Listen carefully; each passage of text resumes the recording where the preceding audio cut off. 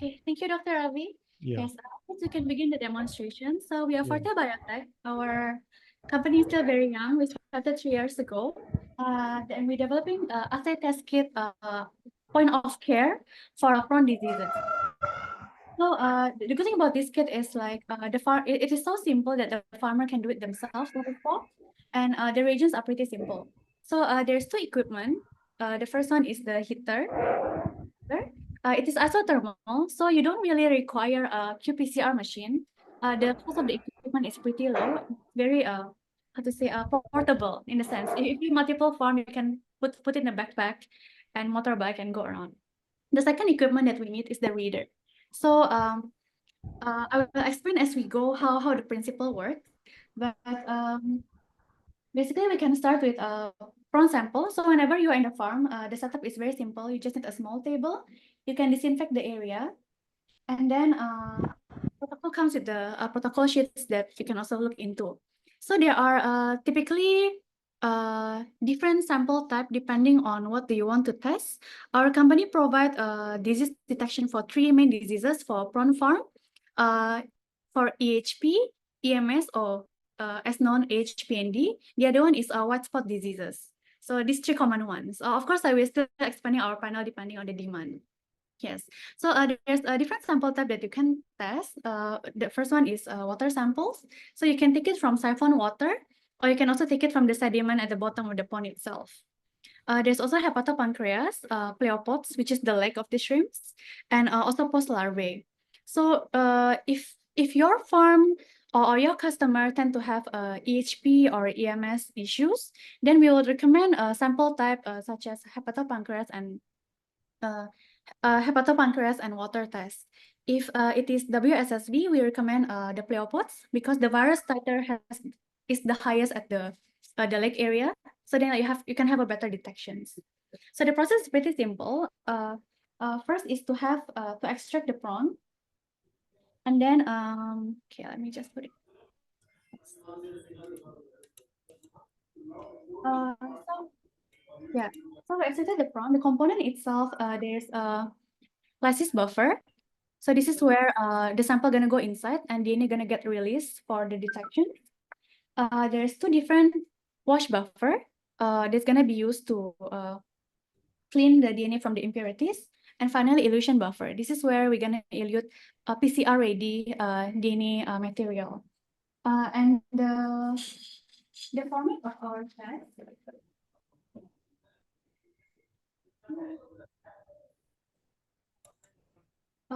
So the DNA extraction component also involves extraction stick. So this is kind of proprietary to our company where we have silica bound to the sticks. This is where we're gonna pick up the DNA.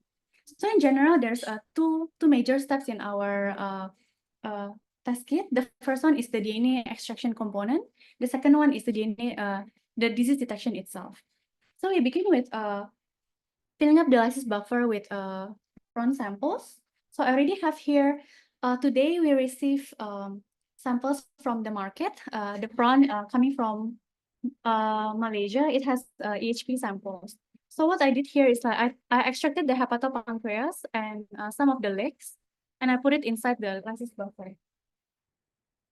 So after I put it inside the lysis buffer, I can use a grinder, anything that you have so long that it is clean and sterile. So you can mash it up just to give it a physical agitations. So then like all of the material can get exposed to the buffer for the lysis. Sample is in, put it inside.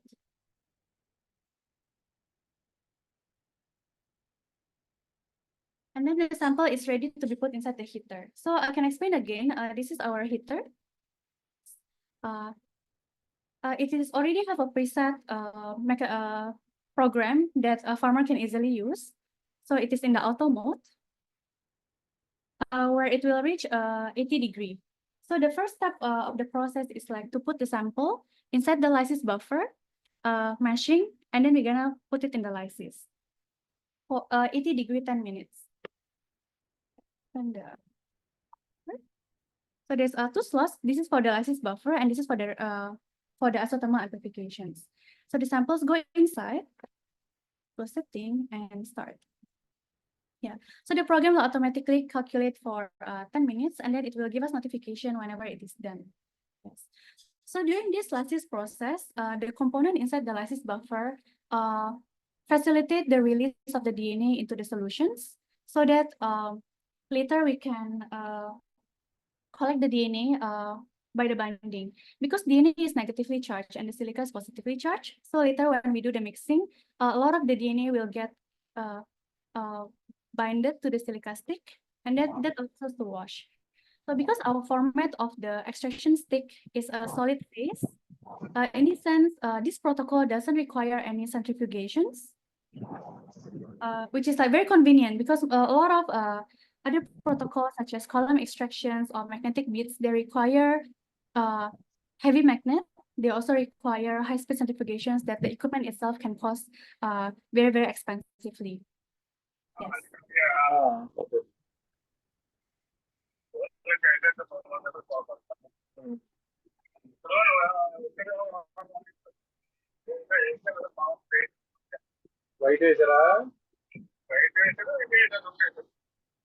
Yeah, do you have questions?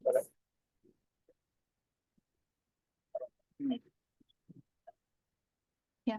On top of that, we do have customers that, for example, have want to do testing of PL. So when we were visiting Indonesia, there are a few farmers that have a complaint because whenever they get a post larvae from the hatchery, be it PL8 or PL12, soon after they start seeding in the pond, in the growth pond, then less than day 40, they start having diseases. So then sometimes, even though hatchery do test, farmer also would like to test themselves. So if you want to test multiple diseases at one time, you can also add hepatopancreas and the pleuropus together, for example. It is also possible if you have a lot of pond, then you want to test more regularly, you can also pull the samples together into the same lysis buffer. Yes. Okay. Okay. Up to this step, do you have any questions or anything that you would like to know? Yeah, I have a question. Is there any difference between in DNA extraction between water sample, soil sample, and shrimp sample? Okay. They do have a difference of the different sample type give you different information about the prawn health.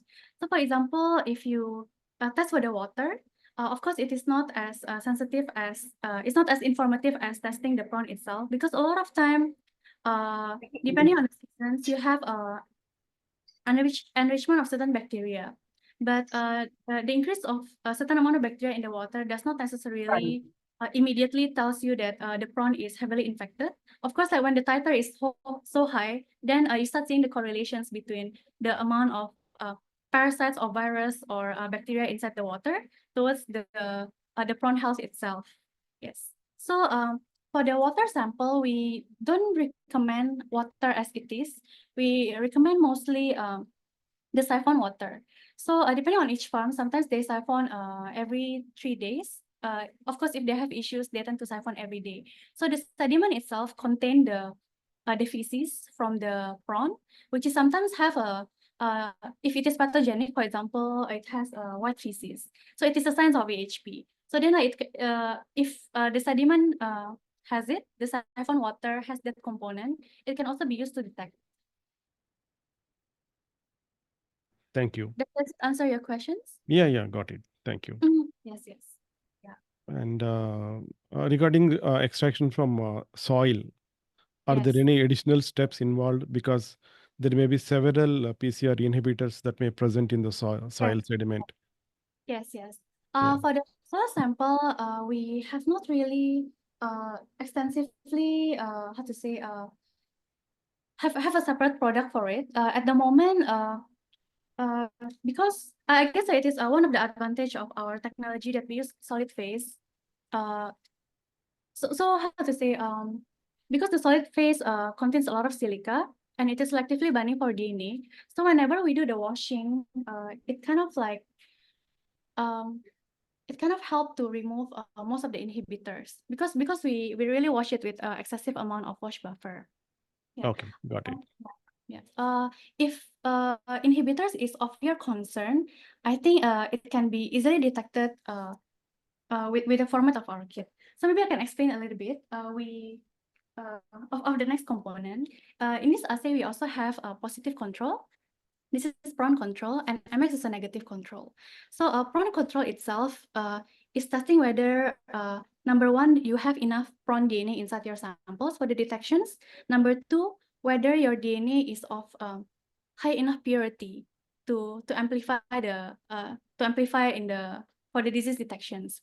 So for example, if the positive control did not amplify for some reason, then you understand that it could be two issues. Number one, maybe there's not enough samples to test the DNA with, or there's too much of inhibitor that is not being removed during the washing process. And if that's the case, usually the way we troubleshoot it, you can still keep the lysis buffer where your sample is kept just now. You can redo the extractions again.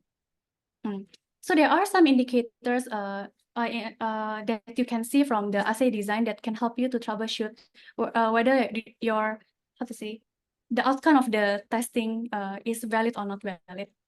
Okay, got it. Yes. Yeah. The second, well, that's about the positive control. There's also negative control. This negative control is contamination control, because a lot of time whenever in the farm you want to do the test, or it is most likely in the lab setting. Sometimes you process a lot of samples, and then sometimes you want to run the gels or anything. Sometimes you can have amplicon contaminations, and we know that isothermal amplification is very sensitive to that. So then we also have a negative control to make sure that all the processing, the handling, and all the reagents are free from the disease contaminant. Then whenever MX is the negative control is negative, then you know that the disease is positive. You can the result. Yes. Okay, got it. Oh yeah. Go ahead, please. Yeah. Yes. So okay. So the lysis is finishing in 2 minutes. The next step after this is to collect the DNA. So during the lysis, like I mentioned, there's a lot of component inside the buffer, salts, detergents, and other buffer that facilitate the release of the DNA into the solutions. And then it's gonna get picked up by extraction stick. So the extraction stick itself, the material is bamboo. Then at the tip of it, there's a silica component to it where the DNA can bind. Typically we don't recommend opening the extraction stick before you use. Prior to using. So really, whenever you really want to use it now, and then you open it, so then it's to prevent contaminations from happening. Okay. Yes. Then in 1 minute.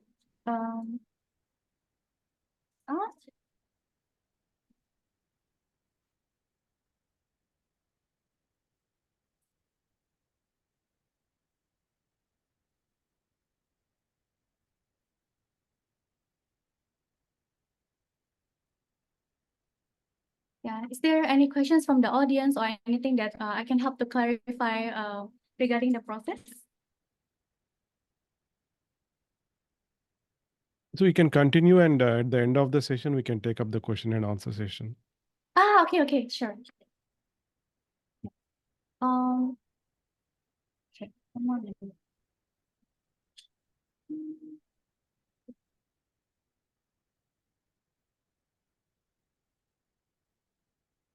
Yeah. So as you see, if you look at the format of our heat block, it can accommodate 2 different samples. So sample 1, sample 2, and then there's 10 slots for positive control, negative control, and 3 of the diseases that we test. So at one time you can run up to 2 samples, but we do recognize that sometimes farm. Sorry. Okay, you can go ahead. You can go ahead. Oh, okay, sorry. Yeah. Yeah. So sometimes if you need to run more tests, we also for the same heater, we also have a format that change up the heat block. So that means like instead of running two sample multiple over and over the time, you can at one time do up to 6 samples, because usually in the lab you will require more samples to run. So then the process is done. We can press the red button to continue. So the heater itself will start fanning the component. So it starts cooling down to 67 degrees. This is where our lamp isothermal amplification is gonna take place. So we close this. So in the meantime, we have the lysis buffer. There's already heated up. So we just mix it and flick it so everything goes down. We open up the extraction sticks ready to use now. This there's the white component to it. Side, open and put it inside. So we just stir it and 10 counts. 1, 2, 3, 4, 5, 6, 7, 8, 9, 10. And just pick it up. Here, the lysis buffer we close the cap. This lysis buffer, usually we don't immediately throw away. The reason being, we want to make sure that from this sample, we can get all the way to the step until the end and get the result. Because a lot of time, whenever you face an issue such as the extraction is not clean enough, or it's not pure enough, or you want to redo the experiments just to be sure, then you can go back to the very same sample. This lysis buffer is after it is sliced, you can keep it at -20. Yeah, so frozen. So far from our experience, you can use it up to 6 to 8 months. It is still, if you re-extract, you still be able to get the DNA and get the detections. Okay, so after the DNA get embedded inside the silica, we tend to give it some time in the room temp. The reason is because we want to make sure that the DNA has enough time to really stick tightly to the silica. Yeah, so just leave it in the room temp for a while. So after this is done, what we do is washing. So there's two times of washing. There is wash buffer 1 and wash buffer 2. And that's you.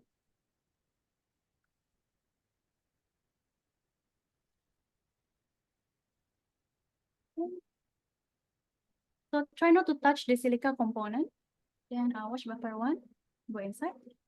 1, 2, 3, 4, 5, 6, 7, 8, 9, 10. Done. Then quickly move to the next one. Wash buffer 2. The same again. 1, 2, 3, 4, 5, 6, 7, 8, 9, 10. Okay. And pick it up. And we leave it to dry. So at this step, it's pretty still pretty convenient, really. Again, no centrifugations required. Everything stick to the it is in the solid state. Yes. Another thing, yes. Okay. So in this step, it is very important to if you see now after washing, the silica becoming transparent in color because it is soaked in the washing buffer. So we leave it to air dry, and at this step, it is very important to make sure that it is dry completely, the way that the silica will return to become white color as how you see it in the original when we first open it up. And the reason is because our wash buffer contain ethanol components. So the ethanol have to wash all the proteins and a lot of other inhibitors that's coming from the lysis buffer. So it is becoming clean, pure for PCR. Yes, but of course, like the ethanol itself is PCR inhibitor. That's why it is very important to let the sticks dry completely. Therefore, when we do the DNA elution, it will not cause a carryover that will inhibit the PCR. So while waiting to dry, press screen to push. So while waiting for to dry, I can introduce you to the next step. While waiting for this to finish, yes. So this is our lyophilized bits. Inside is the reagents that you need to do LAMP amplifications. So There's PC and MX, positive and the negative control. And the other three are for diseases that you would like to test. There's one for AHP, for EMS or HPND, and the other one is for WSSV, white spot diseases. The format is it is freeze dried. There's a silica bits inside to keep it dry. So please note that this material has to be completely dry. It cannot absorb any moisture. So long that it is kept this way before use, it's good. The storage is room temperature. If I open, the bits looks like this. Yes. So the reaction tube is 0.5 ml tubes. The bits is in lyophilized form. It is dry, something like that. Yes. So later, when the DNA is ready, we can put it inside and dissolve this component. Then the reaction is already ready. So but there's no label to it, so we need to start labeling the tubes. You can label it at the top. So this is positive control. And then the MX, which is a negative control. Yep. Then I'll do for the rest. So this is EHP.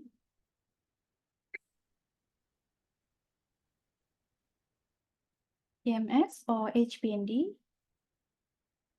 And WSSV.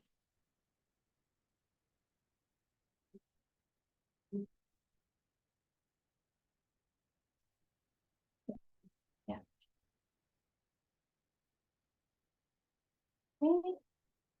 Okay. The first thing that we always do is to check the elution buffer.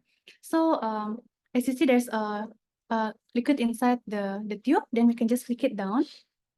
Yeah. This elution buffer will first go to the negative control. And the reason is because we want to make sure that the elution buffer did not carry any disease particulate to begin with. So then your disease call will not be erroneous. So the way we do it, we have single channel pipette. Single volume pipette. It is already set at 25 microliter. The reason is because it is easier for farmer to use. Then you don't have to adjust. But if you guys are professional, then you can of course use the standard lab pipette. Then adjust it on your own to 25 microliter. Yeah. But whenever you purchase the kit, in general, it comes with this single volume pipette. And I guess the way we use it, it's not easy to explain it to the farmer. But there's a first stop and the second stop. We always use the first stop only. So this is where the 25 microliter volume goes. So we will have a pipette tips. I will recommend tips that is filtered, because then we want to make sure that the integrity of the tips will not be dirty whenever we open and close, because usually it comes in 96 tips, but you will not use a lot at one time. So we will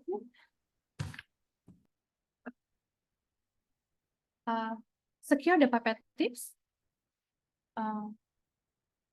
mix the elution buffer, flick, because we don't use centrifuge. Make sure all the liquid goes to the bottom. Turn it up. Collect a solid 25 microliter out, right?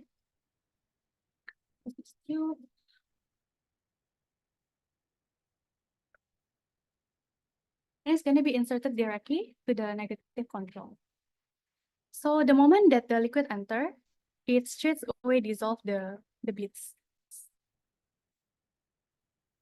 We just close and just flick it the way that all the liquids will go to the bottom. So after, usually in the aircon room, it will take about 6 to 8 minutes to for it to return back to white. So if you can see now, the silica component has become dry. Then this is where we know that the silica stick is ready to get eluted. So now the same elution buffer that I took from just now, we're gonna transfer the DNA from the extraction stick into the elution buffer. Just go inside and do count of 20. 1, 2, 3, 4, 5, 6, 7, 8, 9, 10, 11, 12, 13, 14, 15, 16, 17, 18, 19, 20. So when 20 is done, yeah, the silica some parts already get dissolved. So now the DNA has been transferred inside the illusion box. We're gonna give it a close and a mix. So then all the DNA get dissolved homogeneously inside, and click. So now the illusion buffer contain the DNA coming from your sample that you lyzed just now. Now we can use this for disease testing. So I'm gonna fill up the remaining of the reagents. Okay.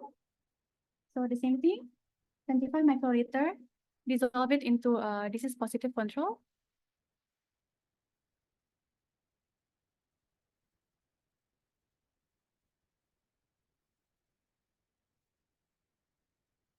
So HP, moment.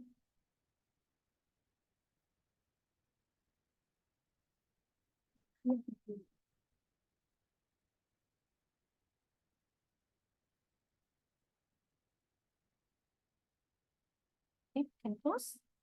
Can keep the illusion buffer. And then now the reaction is ready. We just need to flick it.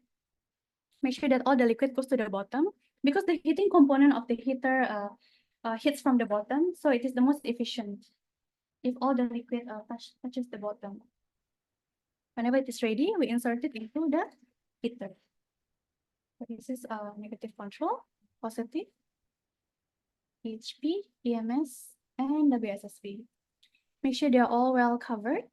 Close with the metal lid to keep the temperature stay warm with the acrylic for heat hazard, and press red. And with that, it will run the light amplification for 40 minutes. Yes. I can explain to you a little bit. Oh, the illusion buffer. Yes, the illusion buffer contains DNA, and this is PCR ready. So you can treat it as PCR clean DNA that you can store for future use, for example. So these samples you can keep in -20 together with the lysis buffer. You can also use it for qPCR, or can also use it for other purpose that you might want. Because this is in general just bulk DNA. So then whenever because at the moment our company only sells 3 different diseases, EHP, EMS, and WSSV. But if you do have already used other kits that detected different diseases like IMNV or TPD or other things, you can also use the very same illusion buffer and use it for the disease testing of your interest. So the experiment is gonna run for 40 minutes. I guess I can probably pass the time to Danelle, then maybe she can enlighten you more about like how our assay format and our sales and distributing figure looks like. Okay, moment. Okay. Oh, okay, wait. So far so good. Do you have any questions?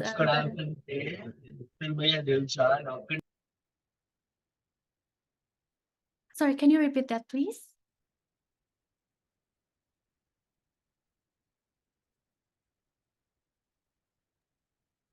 I think by mistake he has. Oh, okay, sorry. Yeah. So the time will run for 40 minutes. Yeah.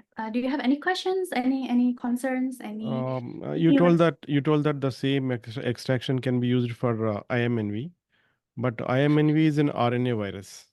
Yes. So what we have extracted is DNA. Do we have to take any extra care for RNA?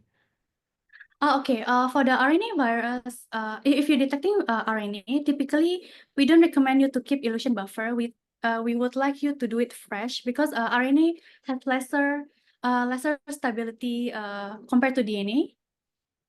Okay. Yes. Because when we use the silica, when we perform the lysis, the nucleic acid get released. That's not only DNA; it's also RNA. Okay. Yes, and it is getting eluted together. But I do recommend again the RNA is not as stable, so you can use yeah. But at the moment, we don't. We have not start selling our RNA panel because Okay. it requires different enzymes. Yes. But if you do already have a purchase from other vendors that do have a RNA target, you can also use the same samples. Okay. One more thing regarding all these reagents can be kept at room temperature. No need of freezer and. Yes, no need refrigeration because all of them are the lyophilized. The master mix itself is already lyophilized, so it is stored dry inside this aluminum foil. It can store in a cool, dry ambient temperature, yeah, so that it is not under direct sunlight and it doesn't get exposed to temperature higher than 50 degrees, which is like most of the room time it's fine. Yes, it can Okay. last up to 1 year. Okay. There is one question from participants. Is there any kit for Vibrio detection? Okay, for Vibrio, it's not Vibrio per se. We have HPND, which is referring to the toxin plasmid inside that is carried by Vibrio parahemolyticus. So this usually is the one causing how to say mortality in prawns. The Vibrio itself, we do not have at the point. What we're detecting is the plasmid itself. Okay, The, plasmid that encodes for both the toxins, toxin, PRA yes, and PRB. yes. Okay, okay, Which is actually covers 80% of the EMS cases. Yes, early okay, mortality syndrome.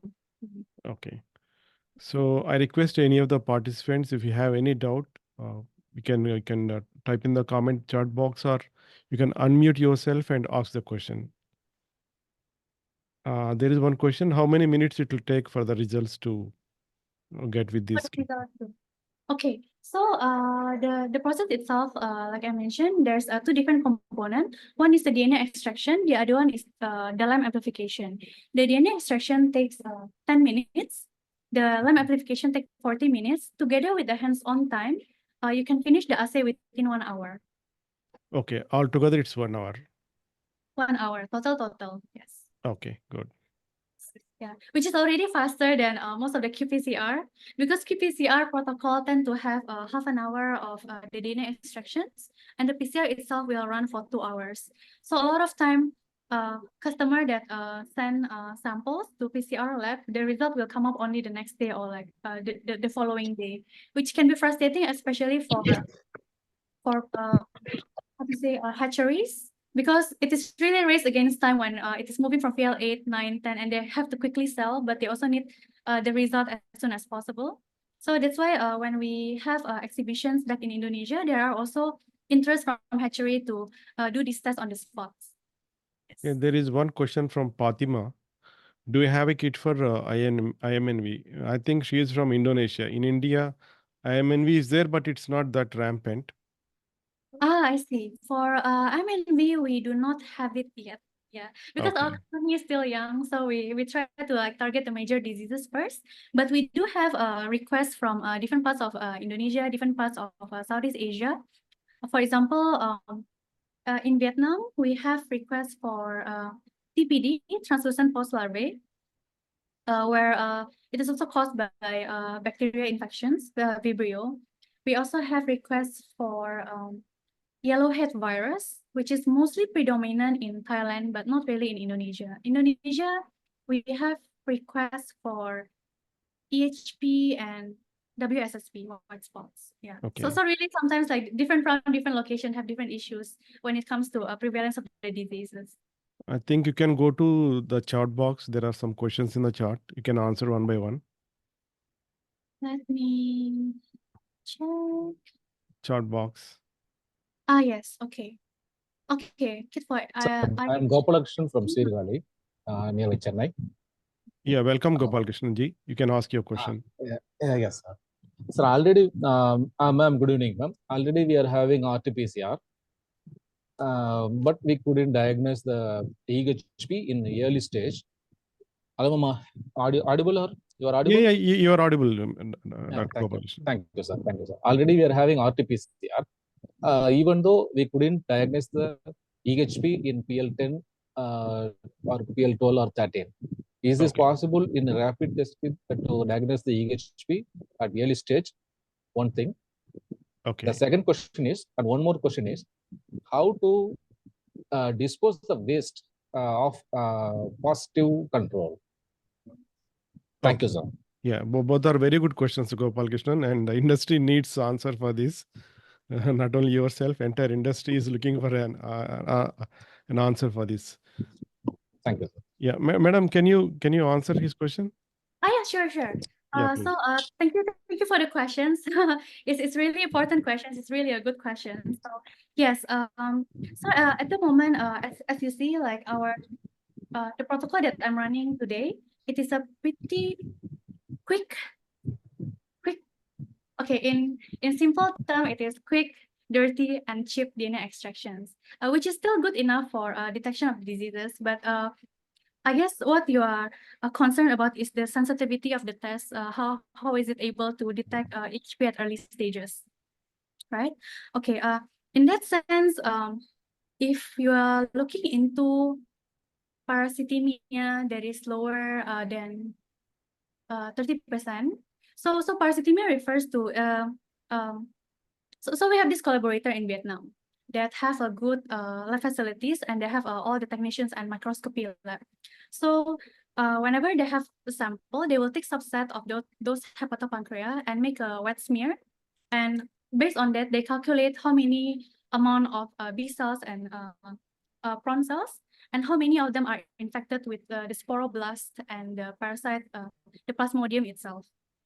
So whenever we approach them and we come with our kit, as for latest comparison, we can detect up to like 30 to 40% of infections, cell being infected. Any lower is really, I guess, slightly by chance. But because how to say, there's a good demand for very sensitive detections. Also because we most of this laboratory is already well equipped and they're well funded, so they would like to have a better answer and better sensitivity. We do have another pro version of our test kit. So what you see today is a rapid test. So this is the standard that the farmer can perform themselves on the spot. But if you do have the infrastructures lab, or you have a better heater, or you have a how to say centrifuge and all these things, there are Rapid Pro that we can provide. So what is different from Rapid Pro and this Rapid, just the Rapid protocol, is the DNA extraction component. So with Rapid Pro, we use column DNA extractions. Yeah. So the format is still the same. We still use the same lysis buffer, but instead of using extraction stick, there is like very limited when it comes to the binding capacity to DNA. We have a silica column that has a thicker padding and therefore a better binding capacity for DNA. And when we perform that protocol, we can go down to detect up to, I think, down to 10% parasitemia.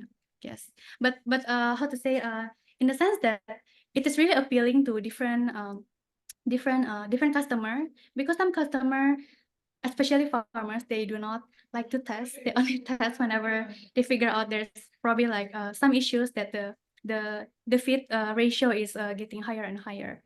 So then we recommend something that is like easy to use, cheap and efficient for them to do a routine testing. And we especially recommend this for AHP, because AHP, as you know, doesn't really it's not really killing the prawn immediately, but it's more like a silent killer, the way that it takes a lot of feeding effort before they can actually grow bigger. Yes. So I don't know whether it answers the first part of the question. Yeah, Daniele, can you be more specific in comparison to real-time PCR? Real-time PCR is considered as a gold standard. So, Okay. In terms of number of copy number, can you compare? Yes. So thankfully we have a lot of data for our AHP assays. As so far we did more than 600 samples. Our sensitivity means like how concurrent our from the same sample, if we test with qPCR, the standard protocol, and our using this DNA extraction protocol, it is 91% concur. Okay. Yeah. But for our EMS and WSSB, sadly, we haven't really have a lot of cases to actually have a good to tell with confidence how's the test look like. But I think so far it is like above 80%. But definitely, like if we have tested more samples, then we have better confidence. Yeah. See, one more question regarding the same issue. In India, we use PCR for two things. One is for screening, and the Yes. second one is for diagnosis. Mm. So you mean to say that your kit is better for diagnosis, not for screening? Mm, okay, it really depends because this is the heart of it. This is a molecular detection kit, so it does detect whether the disease present or not present. So it is a quick way to tell whether your prawn is healthy or it is not healthy.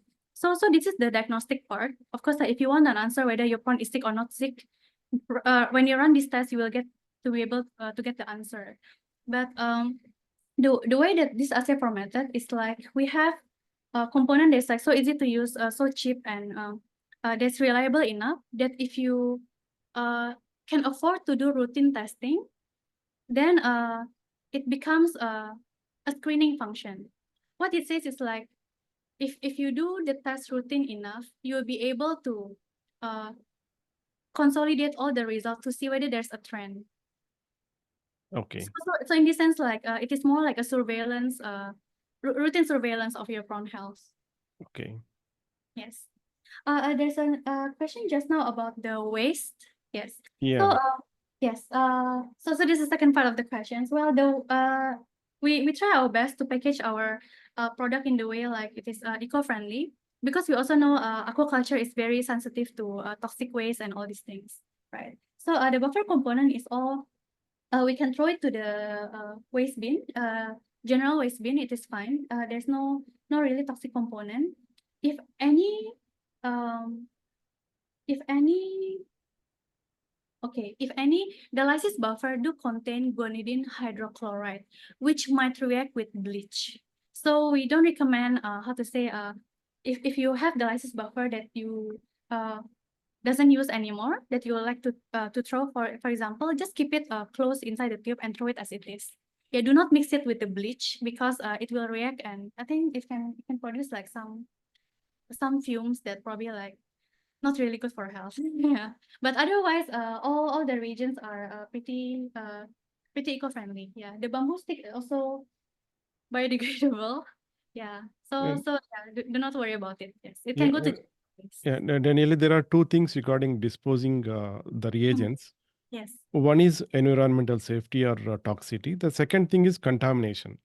So suppose if you are not properly disposing the positive control, it may contaminate your lab and you may get false positives. That's what the doctor means. Yeah. So with regards to that, it is more of the aseptic techniques. We know that lamp amplicon is a long-stranded DNA, and it is very how to say some literature review describe it as how to say amplicon aerosol. So usually whenever for example after the test is done and the result is read on the reader, we do not recommend user to open the tube. We do not recommend user to open up the amplicon because it can cause contamination. Of course, if in some occasions contamination does occur, then we would recommend bleaching the entire how to say the components, the environment, the pipette, and everything with 10% bleach, and that should solve the issues. Yeah, and the way to test it. Again, we also recommend to run a negative control on the test, like just now. So then we would know that all the environment, all the handling, and all the reagents that's being used is not in any way compromised to jeopardize the validity of the result. Okay. Yeah, so I still have 22 minutes to go. Okay. Okay. Is there more questions from? Yeah, you can look at the chat box and Okay. Okay, accuracy with RT-qPCR. For now, we for EHP test especially, we confidently say 91% sensitivity. Yes.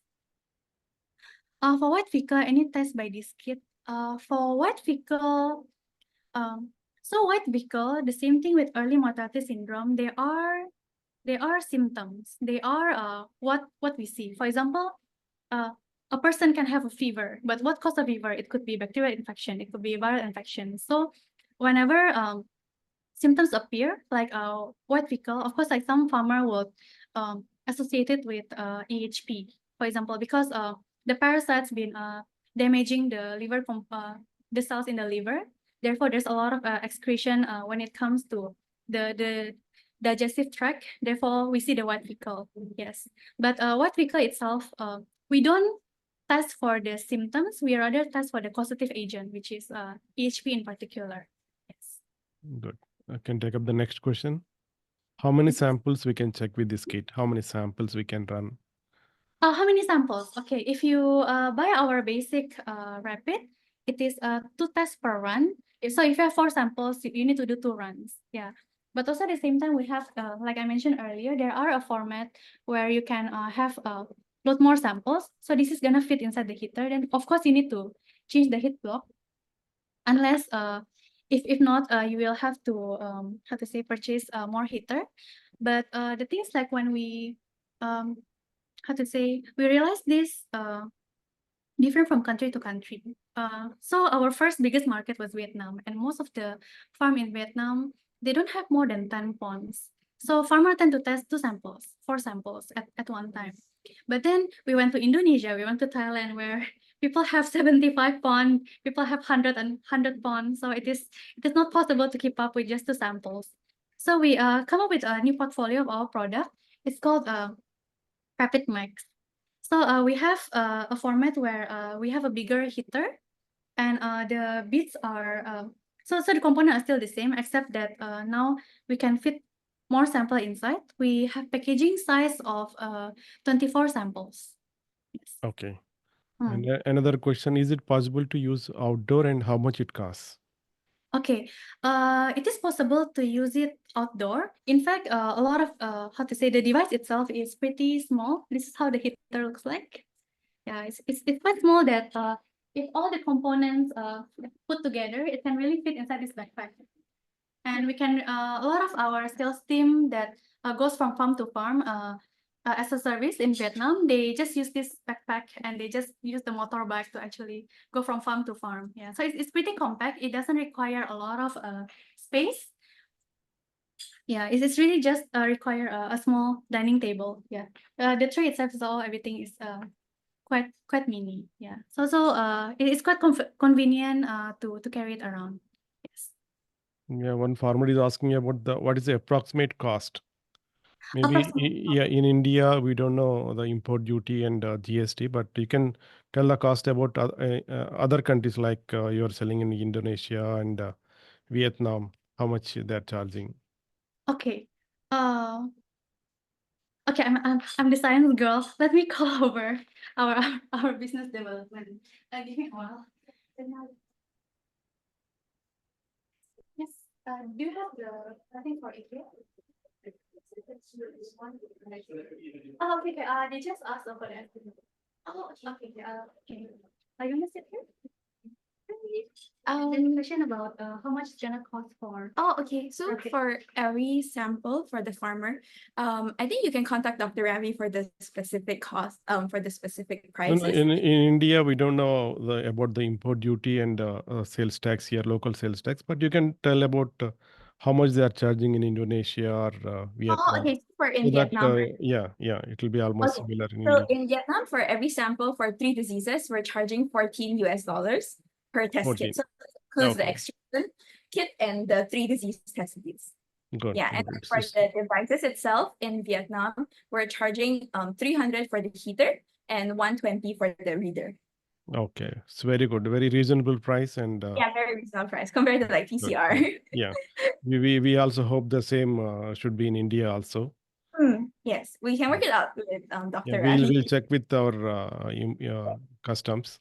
How Yeah, much is the customs duty, import duty? Then how much is Indian sales tax? So yeah. based on it will be almost the same. I think it will. I hope it will be same. Yeah. Thank you. Thank you. So any other question? Okay. There is a question regarding target organ for what is not Okay, hepatopancreas. sure. Yeah. Good. Okay. It's a very good question regarding the Okay, sure. Yeah, target organ. okay, yes. Okay, target organ for this is not HP, then how we get positive? Okay, for okay, so as I mentioned just now at the beginning, so there are multiple sample that you can use that is compatible with this lysis buffer. So one of these is the water of the sediment, also siphon water, all the solid part, so that it have the solid part, be it coming from the prawn or be it coming from the environment where the prawn live in. We can also include it inside, or hepatopancreas, or the pleopods, or the post larvae. So for WSSV, yes, WSSV has the highest titer on the exoskeleton. So that means of all the body parts of the prawn, the pleopods, the leg, is the most suitable samples to be used for detection for WSSV. So, but of course, like in our test kit, like all the DNA coming from the same prawn will go inside here. So if you have input part of the hepatopancreas, part of the leg, pleopod, it does help to extract and release the gross DNA inside the elution buffer. Because this the very same elution buffer tests for 3 different diseases. Yes, for EHP, AMS, and WSSV. So I think if you want to get a wide range with a better sensitivity, then you can test for that.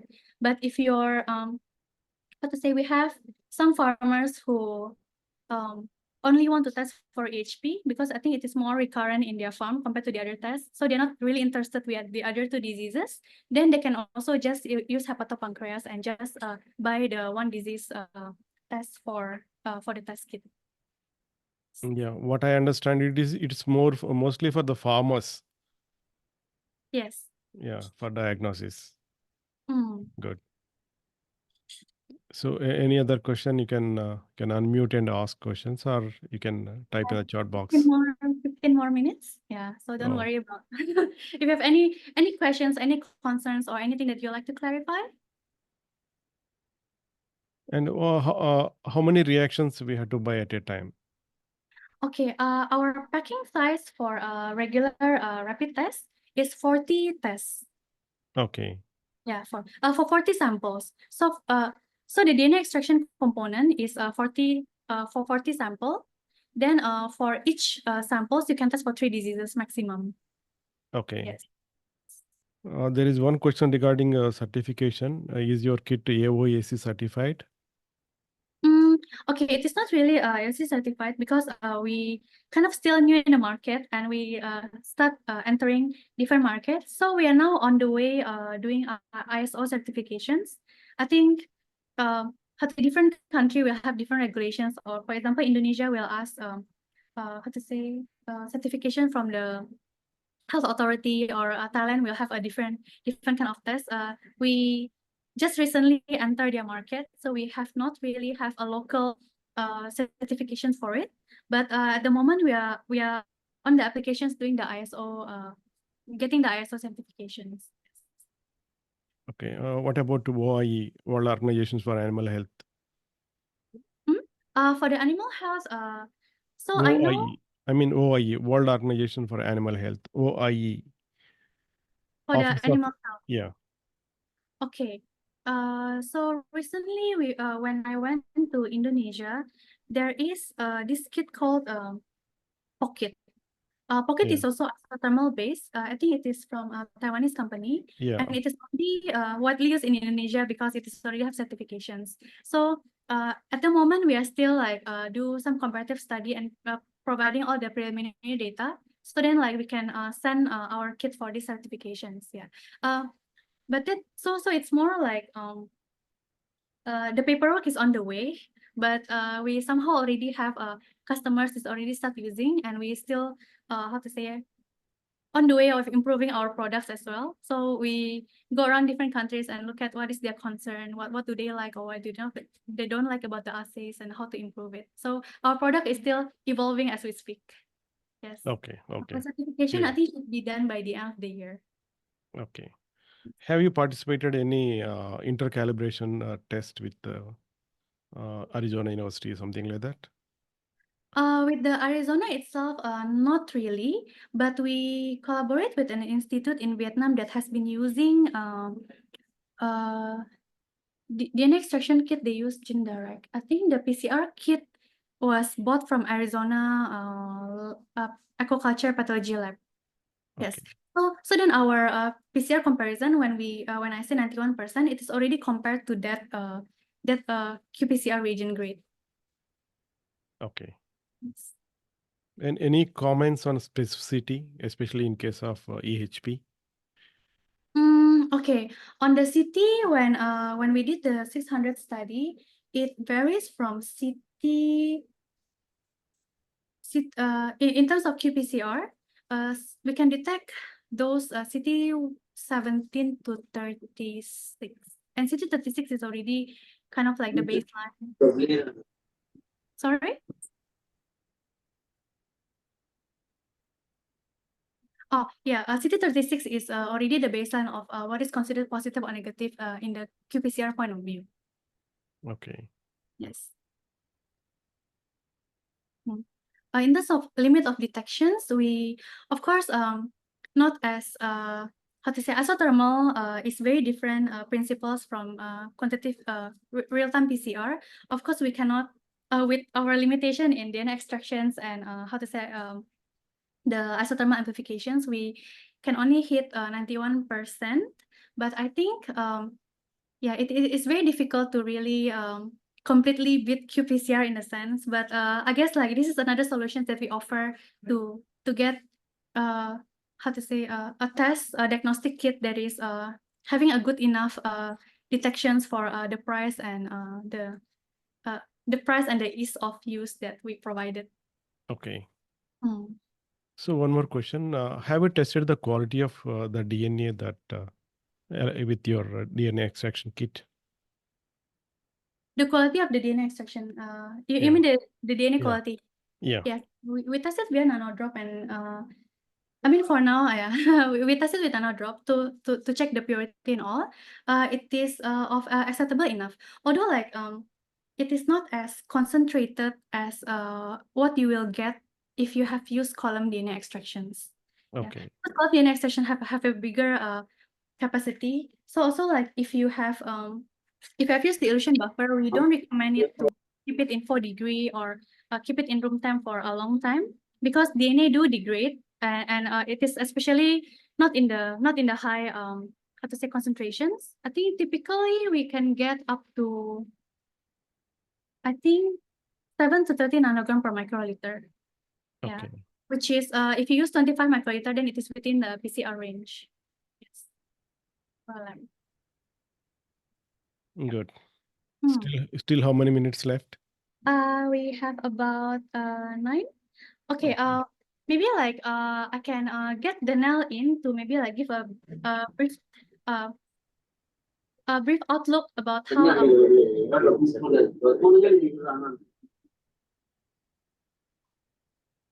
Hello, doctor. I have one more question.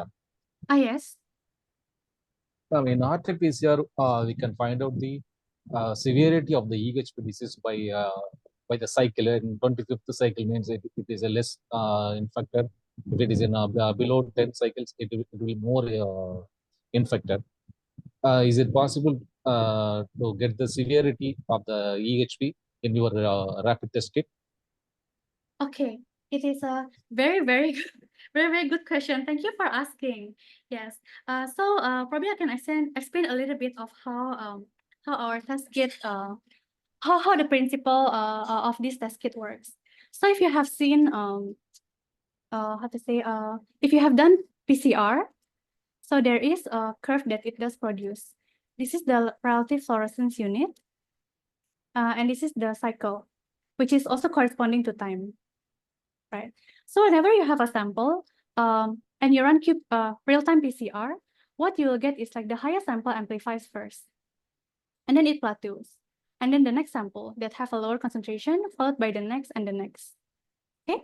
Yes. So the way qPCR works, and it is in the way what makes it very quantitative, is like it does detects the point where the the amplification curve start inflecting out. And this is where you can tell that this sample is positive, this sample is positive, this sample is positive. And you can tell like whether it is a high range, medium range, or low range. Yes. But for our test, our technology is a little bit different because we do perform the amplification for 40 minutes. After the reaction is done, we read the result on the reader. So that being said, that means that instead of having a real-time collection of detection of the amplicon, we cut the time at 40 minutes and we detect the level of the RFU. So in this sense, we can detect, okay, this sample is positive, this sample is positive, and this sample probably is negative. This is also the factor why our isothermal our current technology cannot hit 100% concurrency with qPCR because of the cases of samples that where the parasite titer is just very close to our limit of detections. So the way our detection works, after the reactions ended, we end at 40 minutes, and then we measure the relative fluorescence value at 600. So anything above 600 is considered positive. Anything below 600 is considered negative. Yeah. So there are occasions that we will miss the samples that is really the detection limit cannot be catch from the tail. So to summarize it, qPCR catch for the head, whereas isothermal amplification, the one that we are running, is catching the tail. Of course, like the farmers these days are surprisingly, in fact, like is very familiar with PCR technology. They do understand what the CT means, and in terms of disease detection, that where the parasite titer matters, like EHP, it is important to know at what stage now I should treat or should I sacrifice to harvest already, because in the farmer point of view, it is decision making. The data is required for decision making. So in that sense, we have collaborated with our local institute.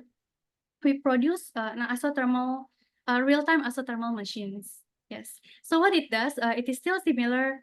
It is basically a 2-in-1 of our heater and the reader, where it does collect the data subsequently during the 40 minutes amplifications. So then the algorithm can start catching the head of the tail instead of the end. So of course, like the device is still under development. We're still young again. Yes. So it will not be ready until next year. But we already have some interest from customer that would like to see this product in hand. And a lot of customer also already asked, okay, if I purchase it now and then next year you're gonna change the machine, what's gonna happen?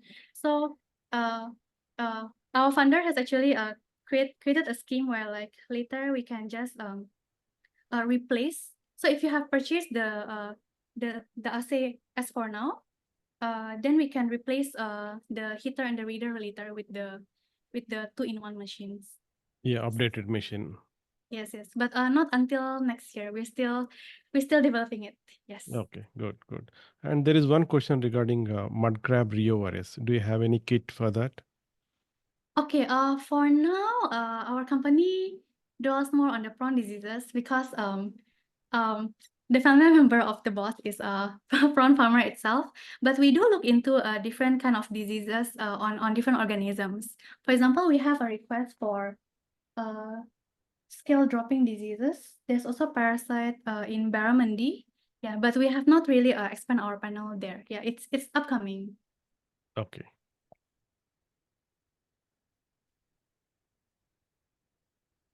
Three more minutes. Any Okay. last questions? Good. Most relevant questions. People are asking more relevant questions. Yes. So okay, now that it is 2 more minutes, so maybe I can give a little bit introduction of how to use the reader. So okay. So this is our reader. Well, it essentially reads fluorescence. So whenever the amplifications of the specific target is amplified, they do release fluorescence, and this device is for that. Yeah, it measures the fluorescence. What it does, there's a power button over here. it is 3D printed, so it's pretty light and easy to carry. Yeah, and then there's a language setting. At the point of time, we only have English and Vietnamese, but if we have more customer in India, we can upgrade it. So it is pretty easy to use. We just choose English, for example, then we start. Then press screen to start. So here in this page, we can look into what are the tests that you are reading now. So for example, at the moment now, I do not have samples, so I can just like close it up. So for example, I'm testing for positive control, and I can just screen. So what it does, if you press the red, so it started to take reading from the samples that you will put inside. So since there's nothing inside, the reading is gonna be 0. Yeah. So how it works? It takes the first reading. So we can take the second reading.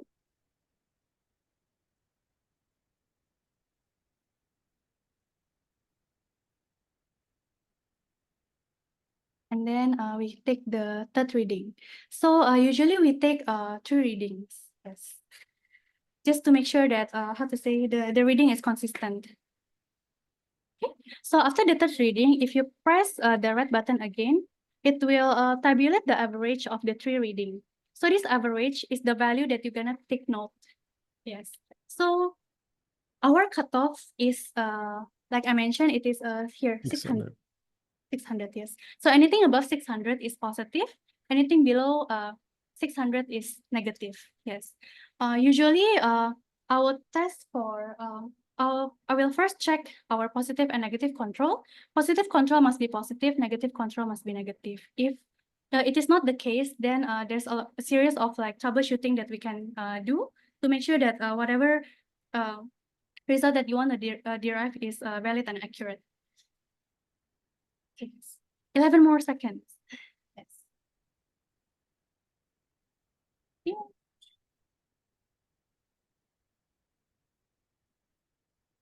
Yeah. So after this is done, you can just switch off the machine. You can take out the reactions. So yeah, if you take out the reactions and put it back on the tray, just to pull it down. It's very hot now. Yes. So if you take a look inside the tube, there's still some condensation on the lid because the lid is really just to cover. So it's not really Heated lid. yeah, it's not really heated lid for now. It's nice and simple. Okay, let me just put this aside. Okay. Put the Can we use local heaters here instead of your heater? And can we use our local? We have some heaters in India. Can we use our local heaters and your reader? Okay, the heater we can compromise because heater is essentially just a heat block. So long that it can hold the temperature at 80 degree for lysis and 65 degree for isothermal amplification, then it's good to go. But for our reader, probably it's a little bit more tricky because it does require some calibrations. Okay. Yeah. So then like probably you still kind of have to still use the reader. Yes. So for the condensation, we usually flick it just to make sure that all the liquid goes to the bottom. We usually like to chill if you are how to say in a rush rather than waiting for it to cool down. You can also take some cup of water.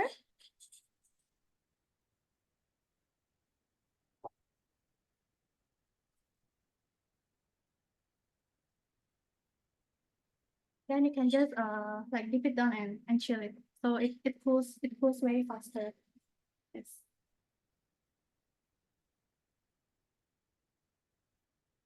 So okay, at this step, it is also very important to like really let the reaction cool. The reason is because I've used probe-based detections to make it more specific. We do not use cyber. So just to make sure that the reading will be stable when it happens. So we can start over. Let's see. Okay. So first, usually I will start with a negative sample because this negative sample has to be negative to make sure that our assay has been done in the contaminant-free environment. So the tube itself will have a hinge, and the reader itself will have a part where the hinge can fit, just to make sure that there's no shifting in the optics and the tube whenever the reading is happening.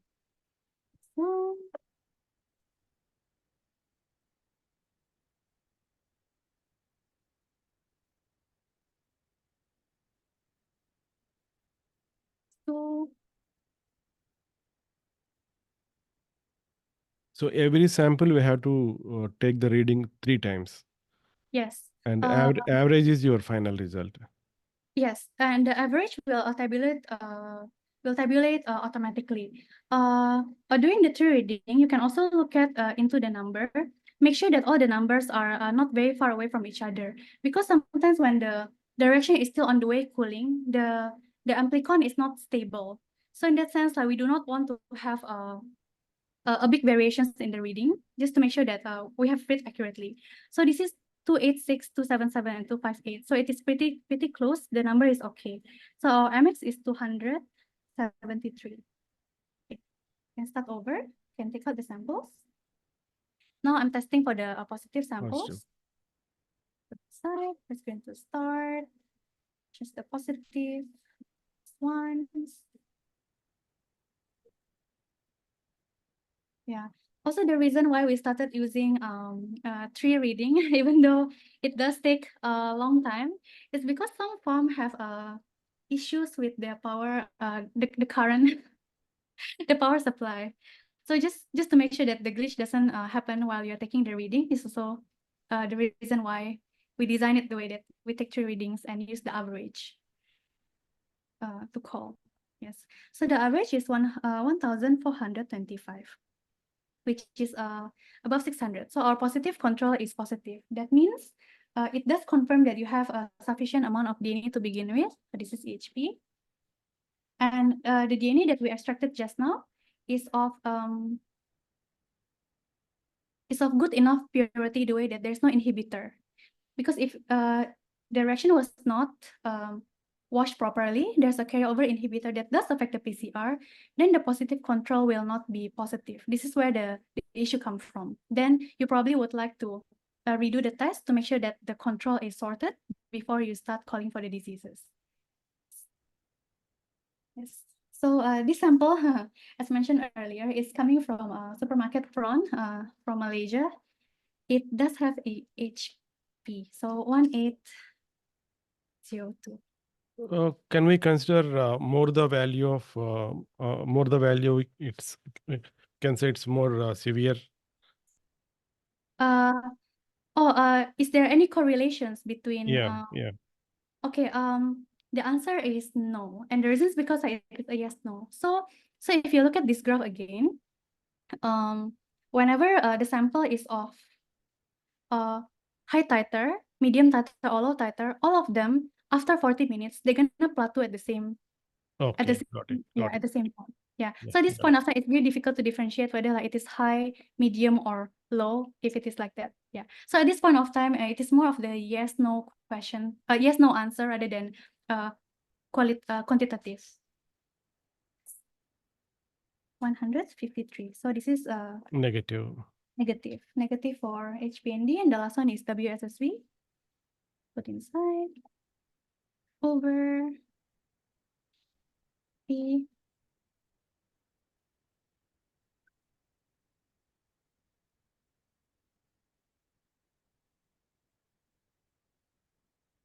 Yeah. Appears to be negative. Yes. So the overall test kit, the component is 2 devices, and the extraction kit, the device is one-time purchase, because once you have it, then you can just top up the reagents. Yeah. So it's quite convenient. It is also depending on how frequent would you like to test, what is the volume of your test. Then based on that, you can adjust how would you like to purchase the volume of our product. Yes, 160. So it is WSSP negative. So if you look at the consolidation of the data, the negative control is negative, which means that the assay is clean, free of contaminant. The PC is positive, means we have enough DNA, prawn DNA material. And our PC works for both Paname and Monodon, only for these two. Yeah, we don't really use it for other species. yeah, it is positive. It means there's enough DNA and there's no presence of inhibitor that will affect the assays. EHP is positive, EMS is negative, WSSP is negative. Yes. Yeah, good. Yes. Do you have any questions? What I feel is you have to further simplify the DNA extraction protocol to be operated by the farmers, first thing. Mhm. Second thing, you have to improve, you have to, farmer should be able to at least run 4 to 8 samples. 4 to 8 samples. Yeah, at a time. Reading. Yeah, you have to increase the number of wells in the reader itself. Oh, yeah. Yes, yes. Oh, the reader itself. Reader itself. So that the, yeah. Okay.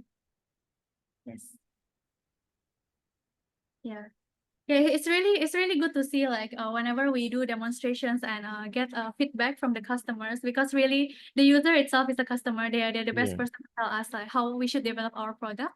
Yeah, it's very valuable. Thank you so much. Yeah, good. Yeah. Is there any concerns? Any questions that you'd like to clarify? Yeah, if you have any questions, please unmute yourself and you can ask, or you can type in the chat box. I think you already answered several questions. Yeah. Okay. Okay, I think there are no questions, so we can conclude. Thank you very much, Daniele. Thank you so much Mhm. for your time. Thank you very much. Thank you. Okay, bye, Thank you. Yeah, take care. bye. Thank you. Bye bye.